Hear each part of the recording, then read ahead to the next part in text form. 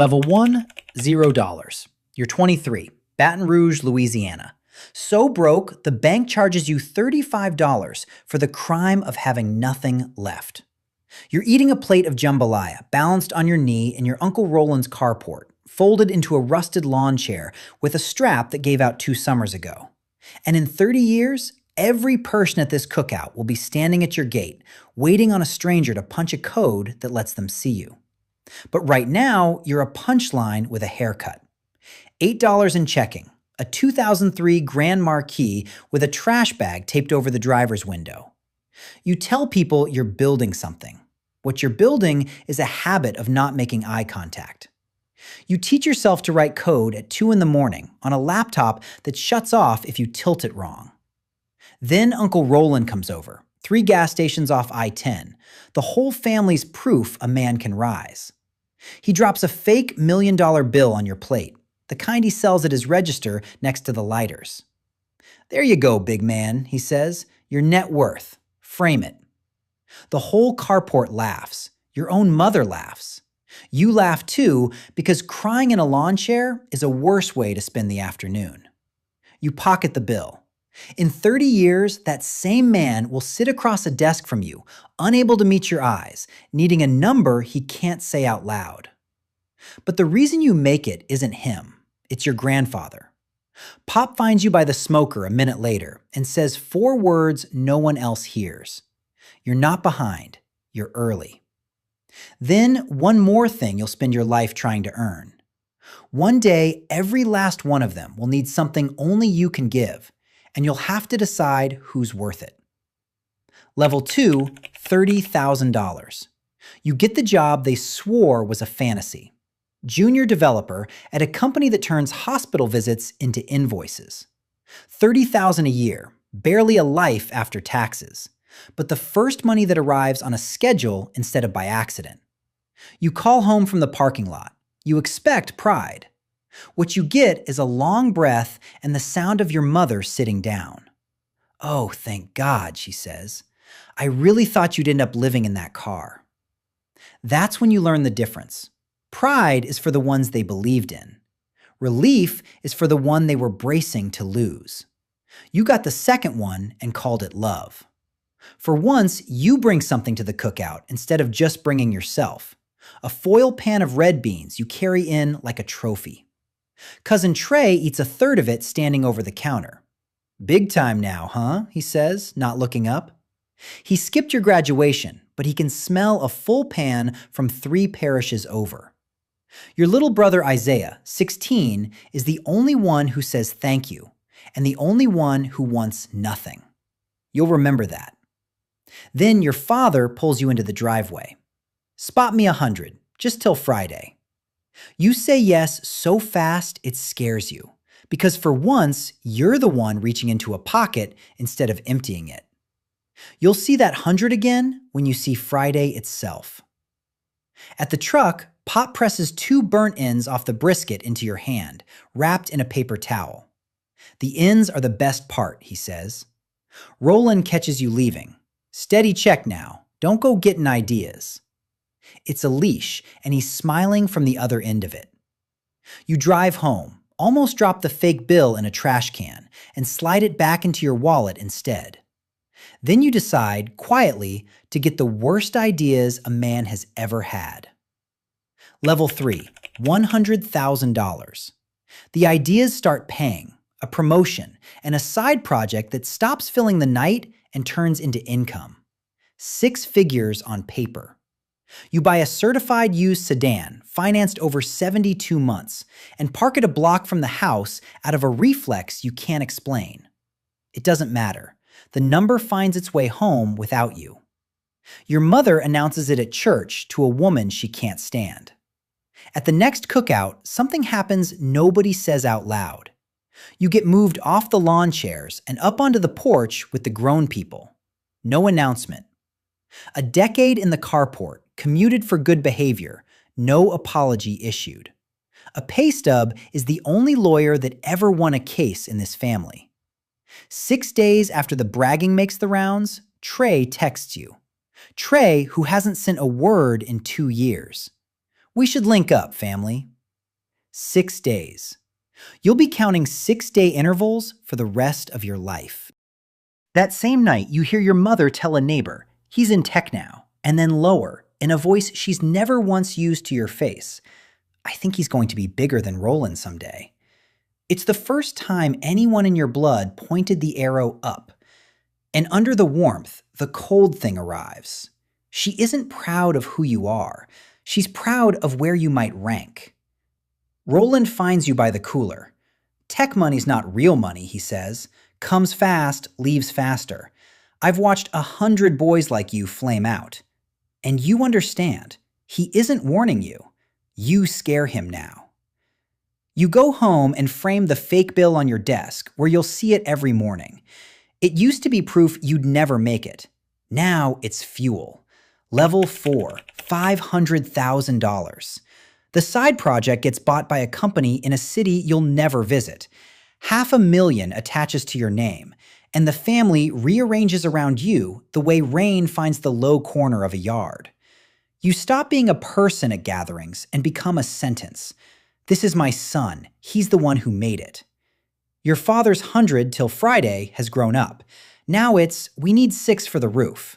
That's a rounding error to you now, and the phrase turns a favor into a debt you'd be a monster to skip. You pay it. Then something larger.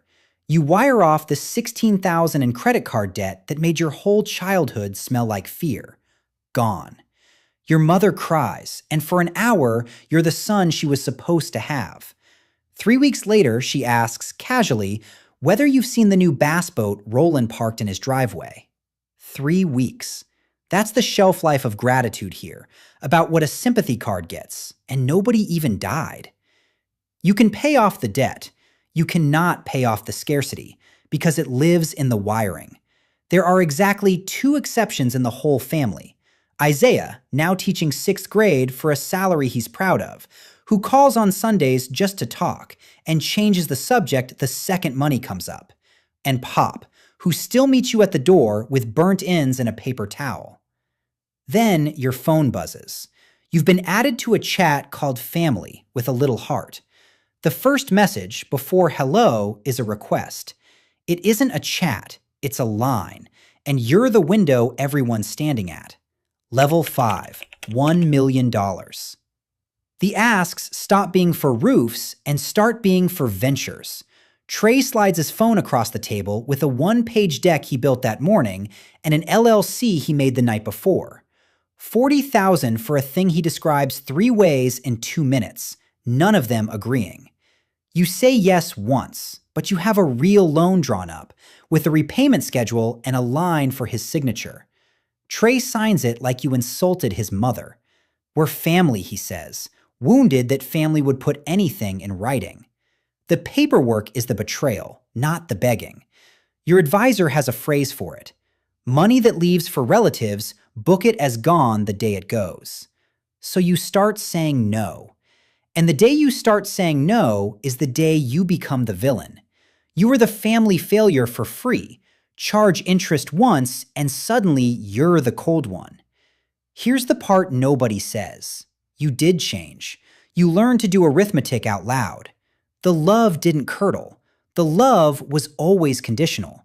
The money just walked in and turned the lights on, and both are true at once. Then Pop gets sick, a procedure he can't afford, and he won't take $1 from you. "I didn't bet on you for a payout," he says, holding both your hands in both of his. So you call the clinic the next morning and pay it yourself, buried so deep in the billing he'll never find it. It's the only check you've ever written that felt clean.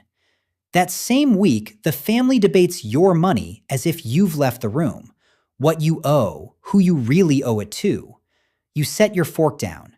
You go home. You stop coming to the cookouts. And the moment you stop showing up is the moment they start hunting for another way to reach you.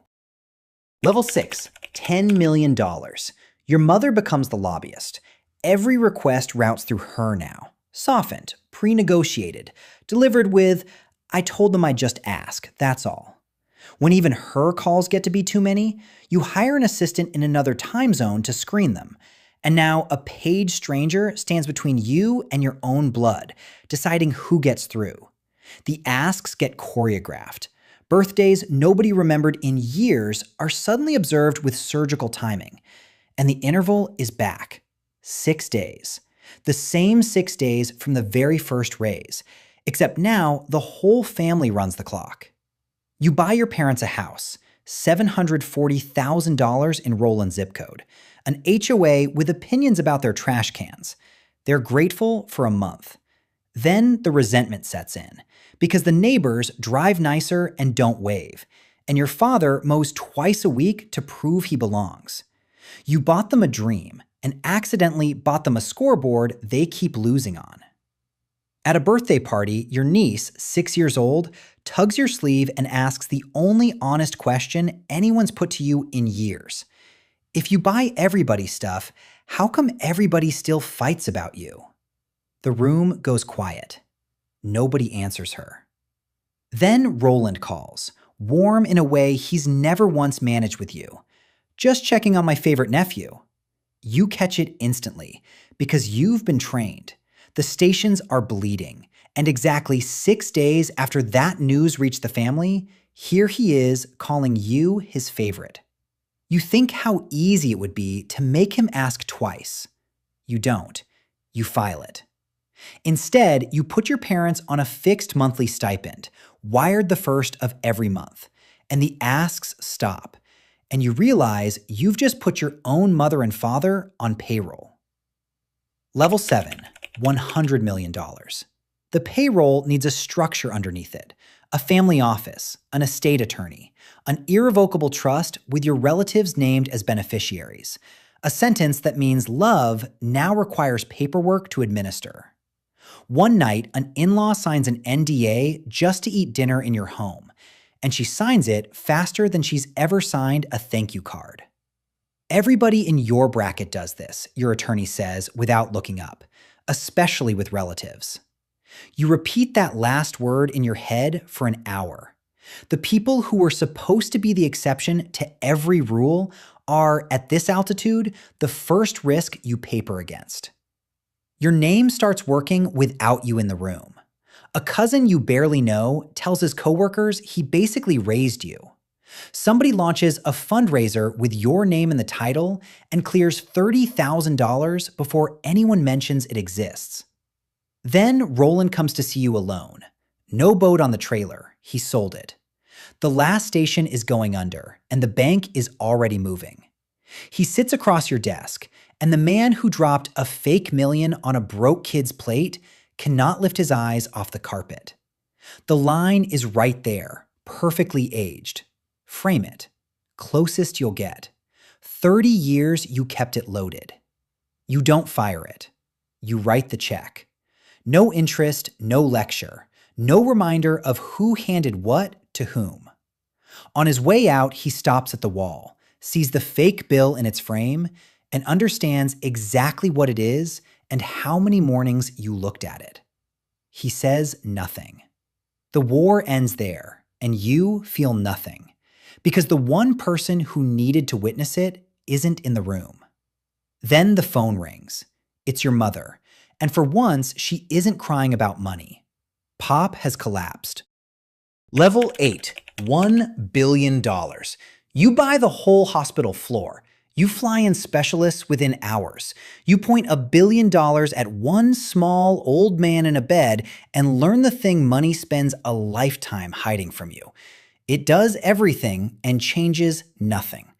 The best $1 billion buys is a nicer room to lose him in. While he sleeps, you take inventory. 2 assistants, a family office, relatives on stipend, Trey on a consulting retainer that consults on nothing. Every one of them warm to you, and every one of them on a payroll you sign. You go looking for the last person who ever entered your life without an ask attached, and the search runs back 30 years and ends at this bed. He wakes. He sees the coat that costs more than his first house, the man from the magazine, and he pushes his hospital tray at you, 2 burnt ends of dry roast wrapped in a napkin by his shaking hands. The ends are the best part, he says. He doesn't ask about the company or the number. He asks if you're happy. And you, who can buy anything on earth, cannot afford to answer him honestly, so you lie. He holds your hand and pretends to believe you. He dies on a Thursday. Going through his things in a tackle box under the workbench, you find a fake $1 million bill and your heart stops because you think it's yours. It isn't. Yours is still framed on the wall. This one's his. On the back, in pencil, the date of that first cookout and 3 words. He was early. The same worthless gag bill. Roland spent his to tell a boy he'd never make it. Pop bought his own to bet that he would. Same paper, same odds, and the only thing that ever differed was the hand that held it. At the funeral, before the service is over, the family is dividing the estate in the parking lot. A few $100s and a coffee can. You stand up and walk out. Roland is by the door, small now, an old man who just buried his father. Your eyes meet over nothing. It isn't forgiveness and it isn't war. It's 2 people who both loved him. You get in the car, you drive, you don't pick a direction. Level 9, $50 billion. Years later, you host the whole family. Not at a restaurant, at your estate, at a table long enough to seat every one of them. In a house they need a code at the gate to enter. Everyone from that first cookout came. 30 years ago, by a smoker, an old man said 4 words low enough that no one else heard. You're not behind, you're early. Then he said a day would come when every one of them needed something only you could give. He was right about all of it. They are all here.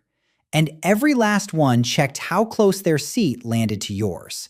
One of them brought a pitch deck to a garden party. The only exception is Isaiah, still teaching, still driving the car he bought himself, who hugs you sideways and asks if you've been sleeping. Off to the edge, there's an overflow of folding chairs, and in one of them, a young cousin, 23, broke, is talking too loud about an app nobody at the long table believes in, catching the same pitying smiles you used to catch. You're watching yourself. And here's what $50 billion finally teaches you. You became the head of the table they swore you'd never reach, and they still orbit the number, never you. The one thing you actually wanted, to be looked at the way he looked at you, left the world the day he did. So you get up. You walk to the grill and wrap 2 burnt ends in a paper towel with your own hands, the richest man in the state doing what a retired steelworker used to do. You carry it to the folding chairs, pull one up on purpose, and press the ends into the kid's hands. The ends are the best part, you tell him, quiet, so the long table can't hear. Then you set a framed, fake $1 million bill down in front of him. He'll understand it the day he needs to. And you stay in the folding chair, the richest man in the room, in the one seat where the only honest love he ever got reached him. You spent $50 billion to afford the cheapest seat at the party. The overflow was never the punishment. It was the last place anyone ever looked at you and didn't see a number. For the first time in 30 years, nobody in this chair is counting you. If this one stayed with you, subscribe. There's more where it came from.